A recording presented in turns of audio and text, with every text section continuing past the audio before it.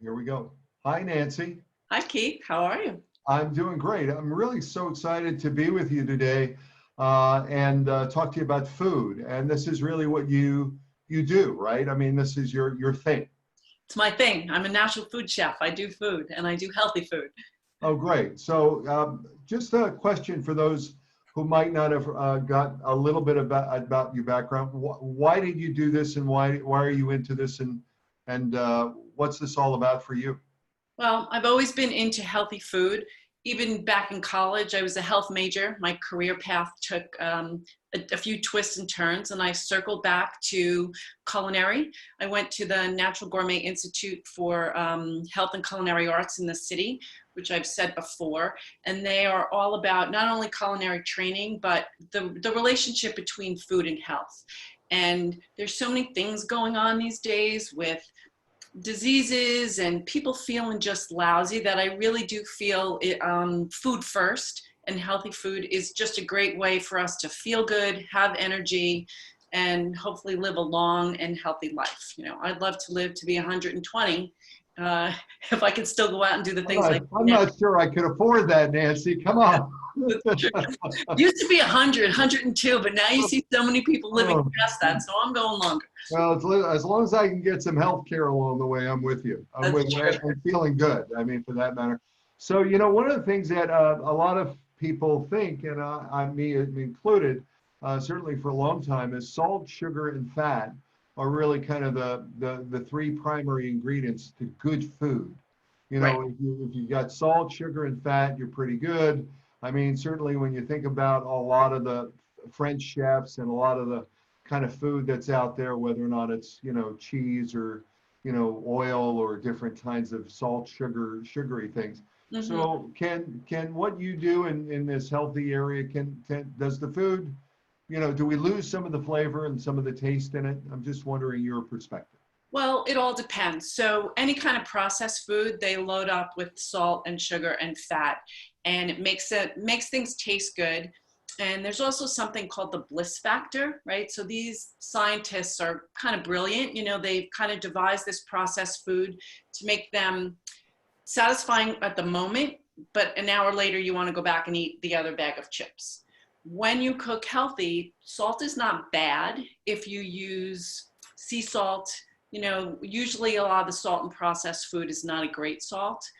Fat is your friend. We need fat, but you want healthy fats like avocados and olive oil. And the fats in processed food are industrial seed oils and things that are just not healthy for the body and are kind of inflammatory. So is this kind of the difference between saturated and non-saturated, or I mean, is that what you're talking about? Pretty much. So saturated fat is your butter, right? And your lard. And if you have a pasture-raised grass-fed butter in small amounts, that is not bad for you.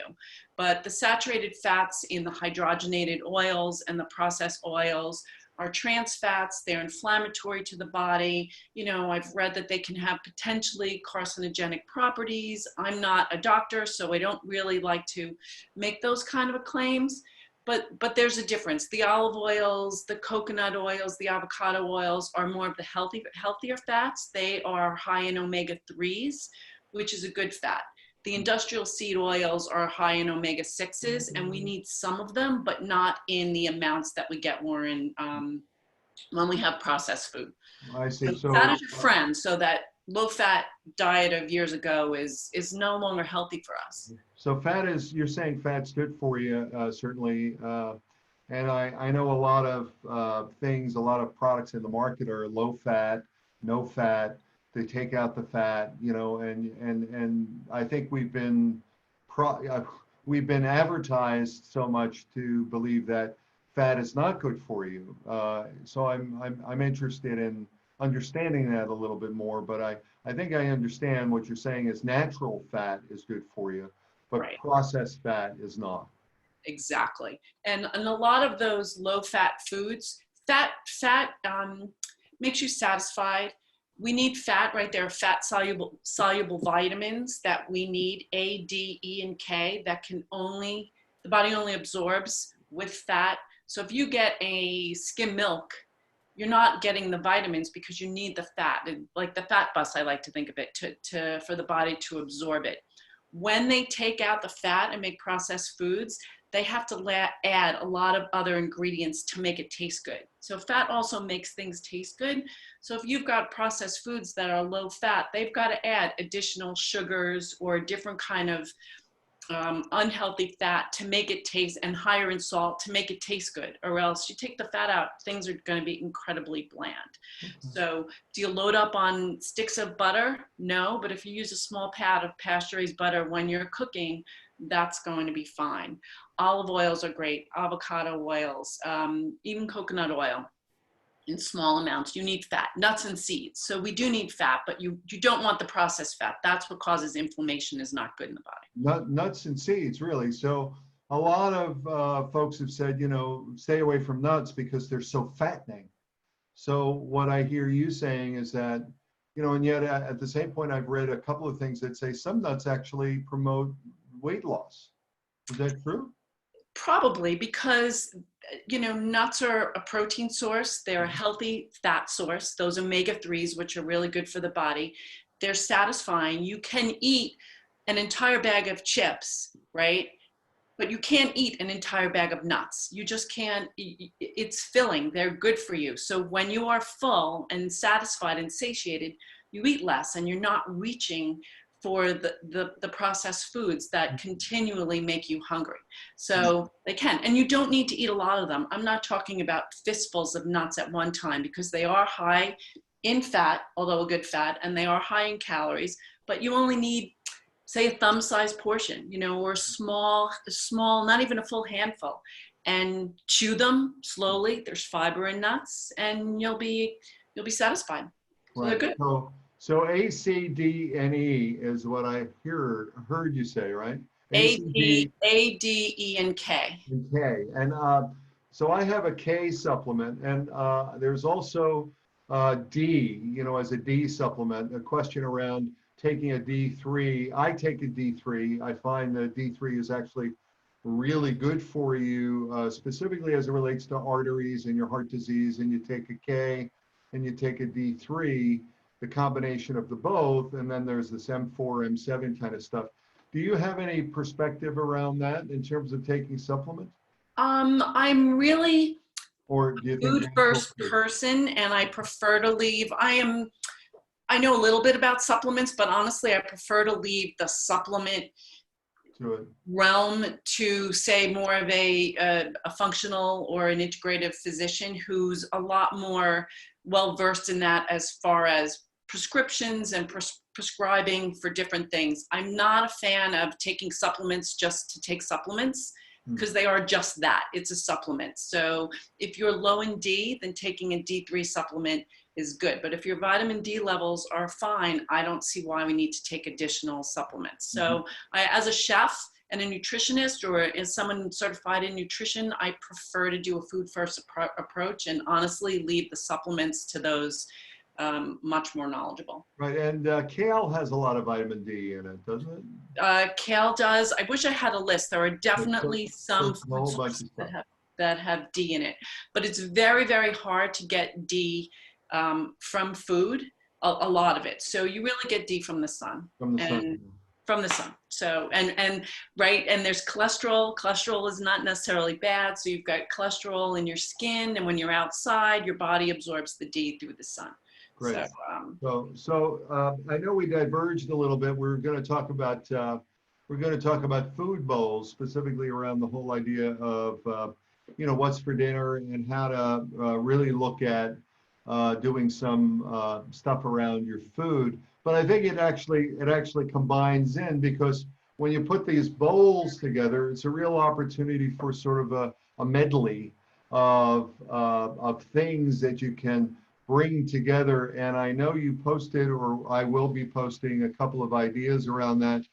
You've got a kind of a template and some things that you put together in terms of putting together a dinner and a well-balanced and flavor-packed bowl. Right. Right?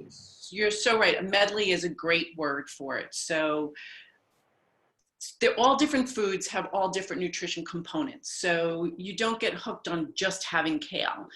It's mostly variety. So I've called it, and you'll probably post it, nourishing bowls, anything goes, because it doesn't really matter. It really is a template. I like And that. it goes. I was thinking about it this past week because we're all so landlocked, and as far as grocery shopping is concerned, it's not that easy anymore to run out when you need one thing. So we're very mindful and specific when we go to the store and what we get. And then when we go to the store, I don't know if you've noticed, not everything is there. So I kind of feel like we're in a frenzy, grabbing whatever we can, and then you come home and you've got to figure it out. Right. So I eat bowls all the time, all year round, but I think now it's just even more important. So I kind of think of it as use what you have and make it your own. And you can do anything with it. So we can definitely go through the template and different ideas and how to make it interesting. I'd love it. I'd love that. I think it's great because there was one item that popped out at me that's my absolute favorite. I feel like it's my go-to. I think it has to do with my peasant background in some way, whereas the whole idea of doing caramelized onions, and it's like, oh my God, they're just so, I think that's great. But if you could go through this whole thing, I think that would be great, because some people will get a sense in terms of ways that you can, ways that you can orchestrate your bowl. That'd be great. Exactly. Definitely. The one thing I like about bowls is, and I'll go through like the different components, which will make it interesting and fun, but a bowl is satisfying because it's got a ton of different ingredients in it. You can mix and match for whatever you have. It's really simple, it's full of flavor, and it's well balanced. So you pretty much kind of create a dish based on the ingredients you either have or the ingredients that you love. I like a bowl because you can have it for any meal, even breakfast. Savory breakfasts are better than sweet. Throw a poached egg on top of something and it runs all over if you're eating animal products, and it's delicious. It can accommodate anybody's dietary preferences. So you can be gluten-free or vegetarian or vegan or hardcore carnivore, or avoid certain foods because they don't make you feel good. So it will satisfy anybody's dietary preferences. You have one picky family member. If you have different ingredients, they can kind of build a bowl themselves with the things that they like. And now as a parent, you don't have to freak out that your one picky eater is not eating, because they can kind of do everything. And I'm that picky eater. Are you that picky eater? Yes, So, there you go. It's a great way to use leftovers. You ever make dinner and you have a little bit of beans or a little bit of grains or a little bit of vegetables, not enough to serve as a whole nother meal, but keep all those little bits and then you can throw them into a bowl yourself. Mm-hmm. And you've heard people talk about Taco Tuesday and doing their taco bars. I like to do a build a bowl bar. So if you have all your components out on your counter or your table, then anybody that you're eating with can build their own bowl based on their preferences on what you have. Now, one of the things that you're bringing to mind here is the whole idea of prep, and I think a lot of people kind of don't realize, or maybe they're not really into the sort of prep time that's required. Because what I've noticed in terms of doing cooking at home here is that, you really have to have a mindset around prep. That the mindset around prep is that you're going to spend, 20 minutes in prep time and maybe 20 minutes in cook time. But the prep time is probably even more important than the cook time, because what you're able to prep really determines, how satisfied you are with the final product, right? It becomes layered. And I'm wondering, along that line, is there a lot of prep time other than like I see some avocados, some things? Maybe you can go through some of these things to help people understand really what's involved. Definitely. So look, people get scared of prep. We're all short on time. A little prep goes a long way. So you're going to have to prep, but you don't have to spend hours prepping. And it's very easy. If you are going to make rice for dinner, double it, right? So you have it. If you're going to spend time chopping vegetables to roast, double it, triple it so that you have it. But some of that prepping is important, but if you do it wisely, it will take you throughout the week. So you have to get your head into it, you know, wrap your head around it, get yourself in the game. And I said it last week too. I kind of think of it more as a little meditative process. You know, put some music on, say, I'm going to spend a half an hour, do some chopping. You kind of get into a rhythm and you'll be much happier throughout the week. So right, does that make sense? Yeah, I love that. Yeah. Yeah. Same thing with the pantry. Like when you eat healthy, having healthy food in your pantry will make it a lot easier to pull stuff together. So the main components of a bowl is, I look at it as a base. So the base is usually a grain. And remember, we're talking about handfuls of each, right? So whether it's brown rice or quinoa, or experiment with different grains like farro, polenta, that's your base. Then you always want a protein. Now, wait a second. You had one thing you didn't mention, and I want to ask you about it, which are wheat berries. What are wheat berries? Wheat berries are, so you know the wheat, the grain. So wheat berries are the actual berry that starts the grain of wheat. So you can get them in the store. They are not gluten-free. They are wheat, but they remind me similar to farro. So it's more of like a nutty, seedy grain. You cook them like you cook farro. I cook them like pasta. They have a nice chew to them, a nice bite to them. They're satisfying, and they have a different nutrition component than other grains. So it's something to mix it up, but you can find them in the stores and they're wonderful. I love them. Look for those. And then you had millet. Millet, I've heard about millet, but every time I sort of think of mullet, I think of the mullet haircut or something. The 1980s hairstyle. And I get a little like, you know, what is millet? Millet is also another grain. It looks like a seed. It almost looks like maybe a little couscous. It's smaller to me. I like to make a breakfast porridge with millet, quinoa, and amaranth, which is another small grain or seed. So it's just something different. Again, you can find it in the stores. It may be, I don't want to say a little more difficult to find, but you've got to look for it. But if you can find wheat berries and farro, you will find millet. It's not that difficult to find. Just another grain, takes a little longer to cook, but you cook it in the same way. So we've got the base, and then you go on, yeah? And then you go on. So protein, we all need protein. You know, I always like to talk about that trifecta of, you know, fiber, fat, and protein. Protein can be whatever you want. So it's beans, legumes, tofu, tempeh, chicken, bacon, some canned fish, some canned salmon, hard-boiled eggs, anything, any protein source that you like. So always want a little bit of protein too, because we need everything and it's satisfying. So what about steak and all of the other meat groups? You know, are those fine as well? Yeah? They're fine. If it's your personal preference, it's whatever protein choice that you like.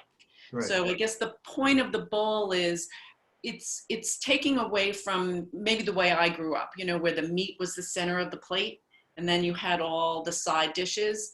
Now your meat really is just your condiment. So if you eat animal products, that's your choice. And if you like a steak, that's great.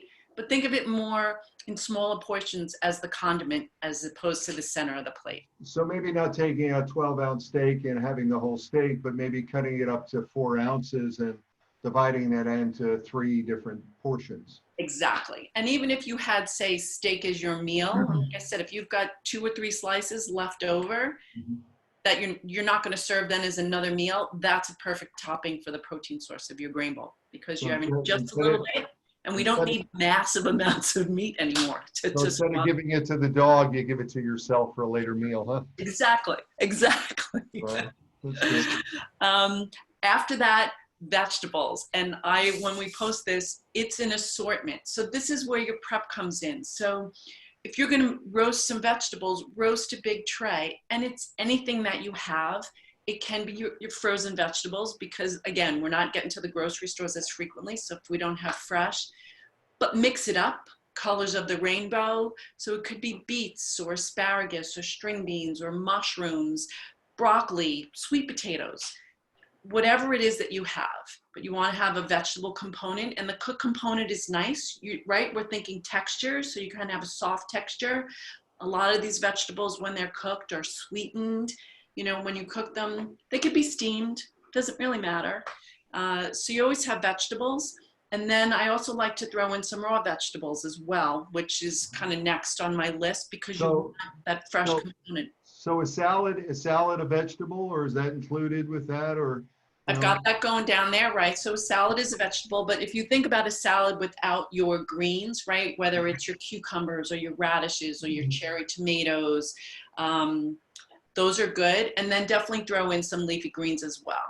You Got it. can take a cabbage, slice it up real thin, your kale if you like, spinach, whatever. Arugula is really great.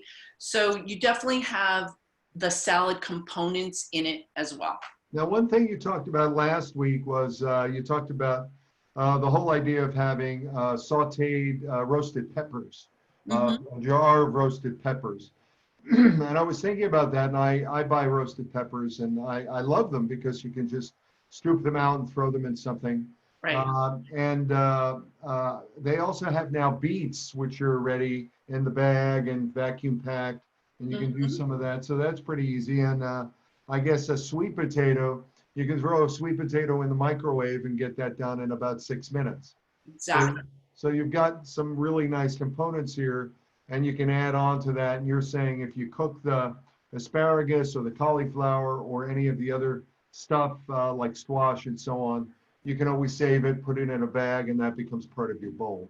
Exactly. So that's where the prep component comes in. So if you're going to do a little chopping, do a lot of chopping. If you're going to cook some vegetables, do more. So then you have them in your fridge and then you can just grab them out.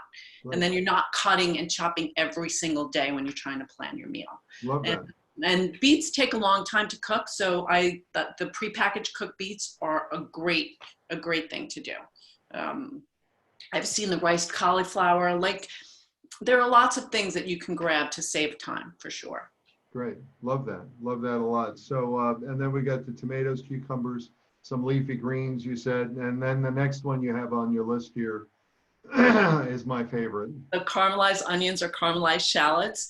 Mm. Again, it's not necessary, but you love them. I try to make them and have them in my fridge. They add a wonderful sweetness and a richness to them. So if you're going to be in your kitchen, caramelized onions, once you slice them and you cook them gently on the stove, and they do take a while, you just stir them, are really maintenance free. You just stir them once in a while until they get that rich, brown, soft, buttery flavor and color. Now, can you give us a little insight? Because I invariably think I'm doing the right thing, but then I might screw it up because I burn them a little bit more than they should be. And then I read somewhere about throwing water in there somewhere along the process, or there's different things. Someone said water, someone said oil, someone said butter. You know, what's your insight in terms of cooking these? Do you just cook them on low, or how do you do it? I put them on really low. So I use ghee or clarified butter. So that is just butter that's cooked down. You can find it in the stores. So you just have the butter fat and you get rid of the milk That's solids. really buttery. Ooh. It's real, but it's really good. You can use regular butter. You can use olive oil. I cook with fat. I have read that people will dry saute or dry cook with water to prevent it from sticking if they're not using any fat. I find you really need the fat source. So I will also use olive oil or avocado oil. Sometimes I'll do a little mixture of oils, but you want to cook them really low. Let them get started, and then once they start to soften, I put a sprinkle of sea salt on them, and then as low as possible and just constantly stirring so they don't burn. And Uh, do you put a you, top on them? Is that it? I don't put a top on them. So you kind of want all that moisture the onions will release their moisture and their liquid and then evaporate, and that's where you get that real rich flavor. So I've never tried doing them with just water. I find that you need the fat, but it's definitely an option. Good. And also, someone told me about coconut oil as opposed to olive oil. Do you have a feeling about that? Is that less or more healthy, or what do you think? Different healthy. So I use coconut oil a lot. I use unrefined coconut oil, and it has a higher smoke point. So a lot of people like to cook with coconut oil. I cook with extra virgin olive oil. I don't ever let it smoke. Once it smokes, it's rancid and you've got to throw it out. Coconut oil is a saturated fat. Can you repeat that again? What about the oil? Once Oh, the oil smokes, it's rancid and it's you gotta throw rancid, it out. right? So Uh-huh. you'll see a lot of smoking oils and fats on the cooking shows. From a health perspective, once your oil starts to smoke and burn, especially the oils like avocado oil, then it turns rancid. You get it past a certain smoke point and it has trans fat properties and it's just not healthy. So if you're cooking with olive oil and it starts smoking, ditch it and start all over again. So it's just not healthy. You don't want that to happen. That's why a lot of people will use clarified butter or ghee to cook with, because it can stand a higher heat and it won't smoke as quickly. Oh, okay, good.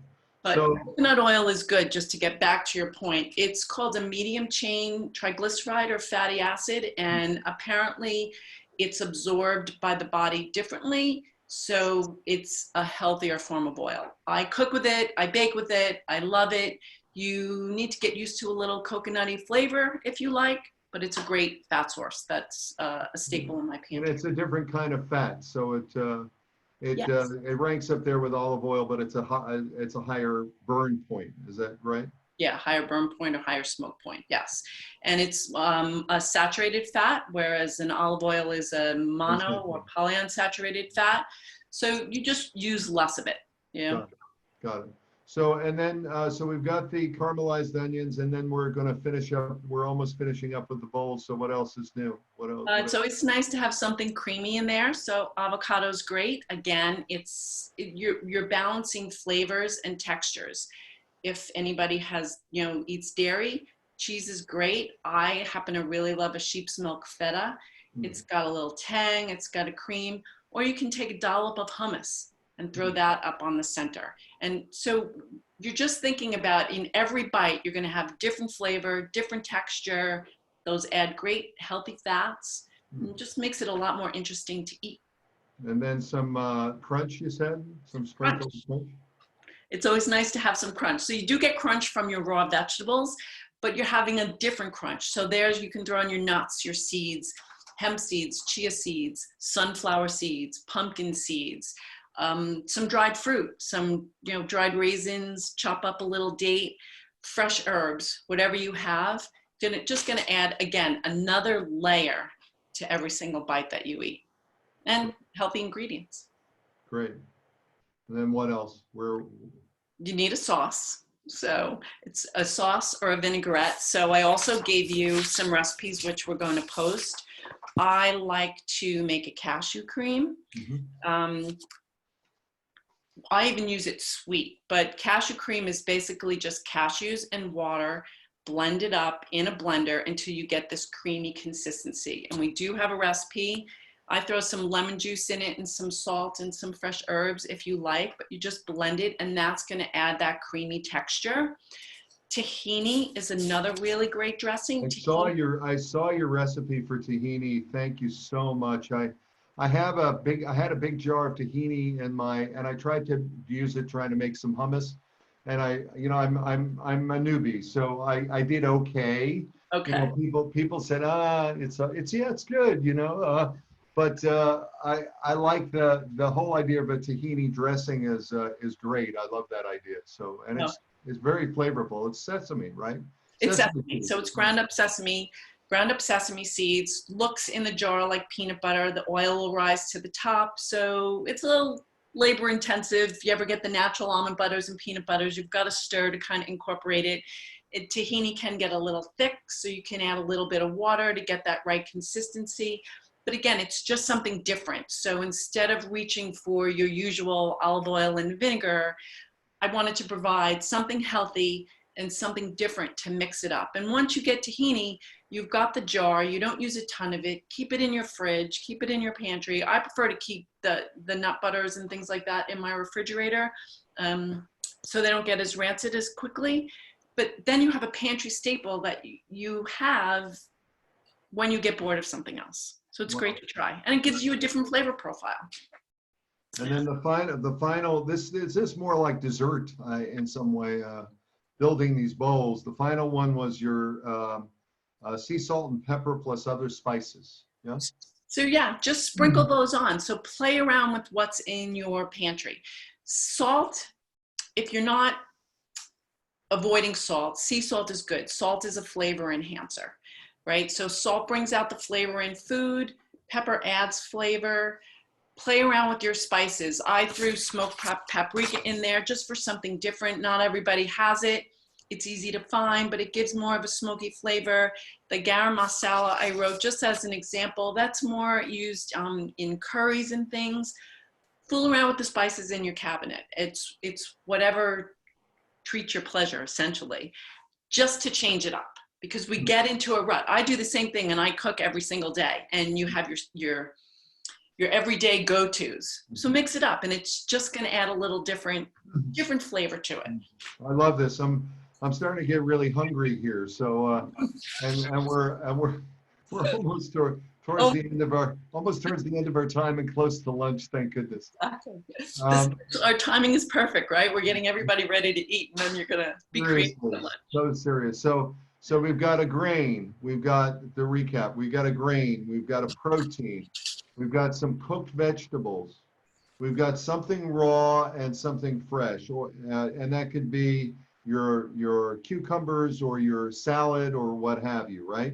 We've got something crunchy. That could be your cranberries, your nuts, your raisins, something, and that's also nice and sweet as well. So you can just kind of throw stuff in there, right? Yes, just sprinkle it on. Something creamy. You've got your hummus or some other kind of dressing on top of that. Then you've got your herbs, the little topping that can be, cilantro or some other mix. Your dressing, another dressing or a sauce, I guess that's the other side of it, some sort of cashew cream or tahini or even your vinaigrette dressing, right? Yes, I gave you, which we'll post, 2 different dressings. I did a simple lemon vinaigrette to change it up, and an Asian style sauce, which had tamari and sesame oil and some ginger in it. Again, different flavor profiles, so you don't get bored. Yeah. I love that, flavor profiles. I feel so sophisticated. See, that's all simple. And then we finish it up with salt and pepper. So there's a question that we'll go to. I think Patty has a question. You want to, you'll be on camera and you want to post it then, Patty, or what? Or you can just audio it. It's up to you. Oh, I wanted to add one more grain that I really like, I guess from my grandmother's peasant beginnings. It's Bulgar wheat. And I made it as with caramelized onions the other day, and I had it for dinner. And this morning I had it for breakfast, and it was delicious. Oh. Really delicious. So that's a grain that's really hearty. But I have a question about, I have high triglycerides, even though my cholesterol is low, and I eat pretty healthy. Why is that? And what could I do about that? And before you answer that, Nancy, I'm so glad you asked that question. I have as well some high triglycerides. So I want to hear Nancy's answer to that. Okay, that I can't really answer because I'm not a doctor. So I don't like to.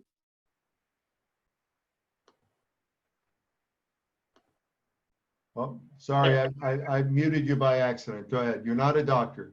I'm not a doctor, so I don't like to address those things specifically. From what I understand, high triglycerides can be associated with more of a high carb diet. And I think the sugars and things like that will affect people's triglycerides, even though your cholesterol and your lipid profile is low. So if that's the case, sometimes cutting back on especially some of the processed foods and the sugars that you eat can potentially help your triglycerides. So that's something that you can play with and then discuss with your doctor. But when it comes to something like that, I hate to make proclamations.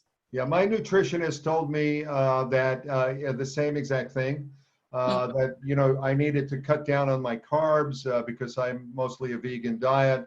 And what I did was I cut down on, I went more for the proteins. Mm-hmm. cut down a lot on the simple carbs.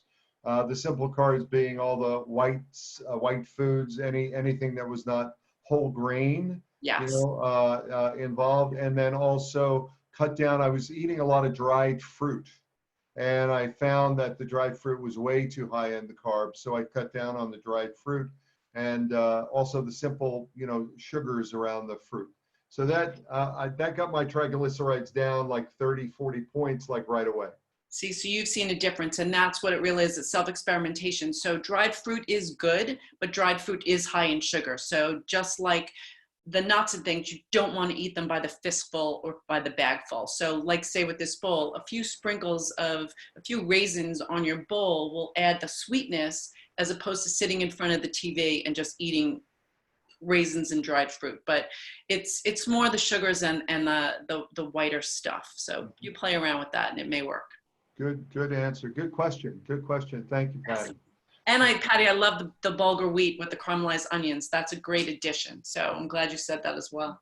Well, I'm going to cook up some caramelized onions as soon as I can, I'll tell you. I think everybody should. When we have them, my daughters, we put them in eggs in the morning.